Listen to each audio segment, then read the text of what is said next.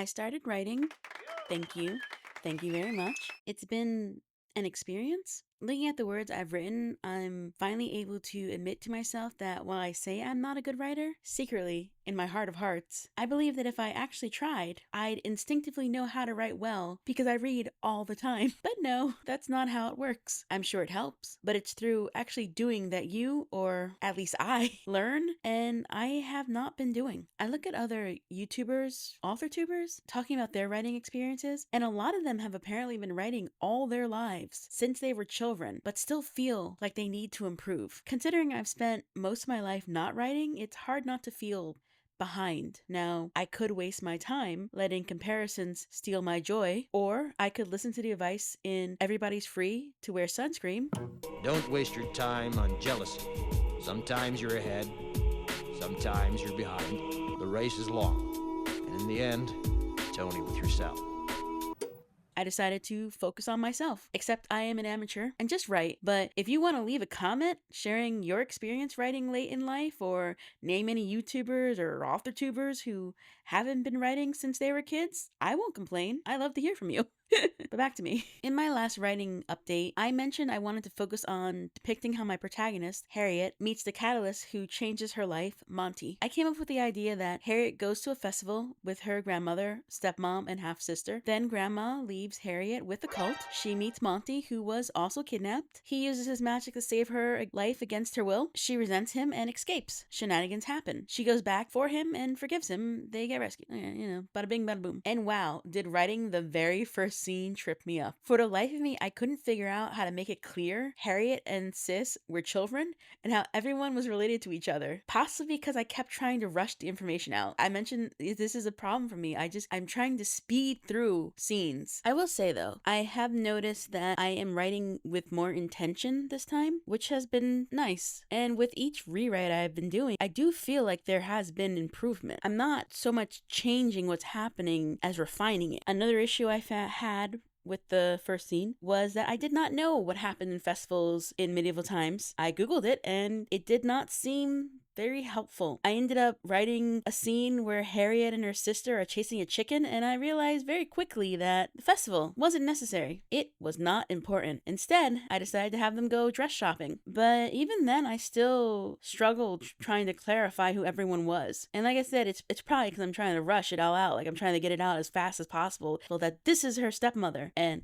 this is her half-sister who's 6 years old, and this is her grandmother who does not like her, and she's 10. I'm trying to get all that out as fast as possible, and I'm telling myself it's okay. You don't have to speed. And like I said, I have noticed that as I rewrite, I do seem to be calming down more, but it's still a work in progress. And I do think that part of the problem, besides the rushing, is me overthinking. I'm struggling to figure out when to tell and when to show, but also POV. Personally, I've never liked first-person POV, except in series, and I have over time become more comfortable and okay with reading first-person POV even outside of series, but there is still this resistance in me towards writing in it. And yet, despite wanting to write in third-person POV omniscient, I find that instinctively I write third-person POV deep limited.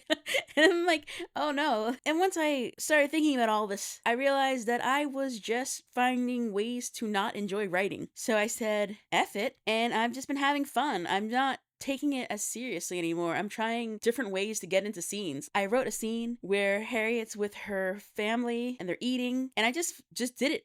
I just had fun with it. I embraced the fact that I needed everyone to know who each of them were, and it was nice. And now that I got that out of my system, I find myself not rushing as much. I think I'm going to cut that scene and start from grandma taking her to an alley. But I'm glad I wrote the scene because it did make me more comfortable. Anyway, I'm prioritizing having fun right now, and it has been more fun as a result. And it's been interesting seeing how my writing has changed with each rewrite. As for the Monty storyline, after writing them trapped in a cell and him trying to save her, I kind of didn't like it. I asked myself, would Monty do that? Sure, he's saving her from being devoured by her magic, but even as an 8-year-old child, he knows consent is important, and living isn't all that matters. So I'm planning to rewrite their interactions and see how it goes if him saving her is more consensual. Maybe not as all or nothing too, considering I do want her to have just enough access to her magic to move the plot forward, but not so much the story's momentum completely derails. I'll have to see how I feel about it when I write it, but I think I prefer this approach better. Speaking of Monty, I figured out why I've been struggling to write a present day storyline for him. I mean, I was not joking about just putting him in a coma and just not worrying about it, you know? But it turns out the problem is his magic. I mentioned in my world building video that there are 3 types of magic in my world. Monty, because of his bloodline, inherited 2 types of magic, royal magic and black magic. And my difficulty is because of his black magic, because I didn't understand how his magic worked. I kept thinking it could do more than it actually could, and it tripped me up. Basically, he can see the truth of a person. Just by looking at them, he knows what kind of person they are. It's incredibly vague and honestly not very helpful because people are complicated. After all, a good person in certain situations can still do bad things and vice versa. It's not that straightforward, and even if he knows someone is pure evil, it's not like he can do anything about them. Sure, he's the crown prince, but it's not like he has power.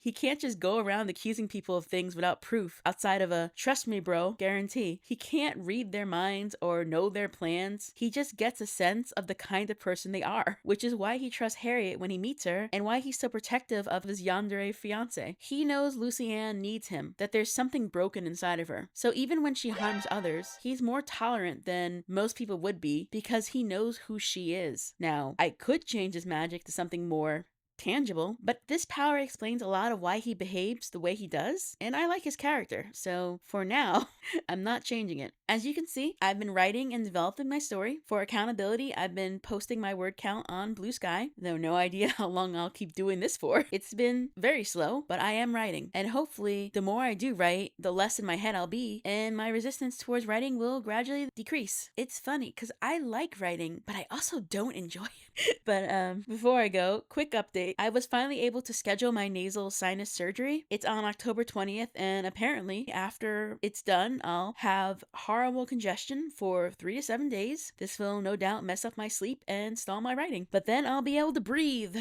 Hopefully, since I'm forewarned, I'll be prepared and recovery won't get too bad. I'll try to get a video out before then, but no guarantees. Thanks for watching. Don't forget to like if you liked the video and subscribe if you want to see more. Bye!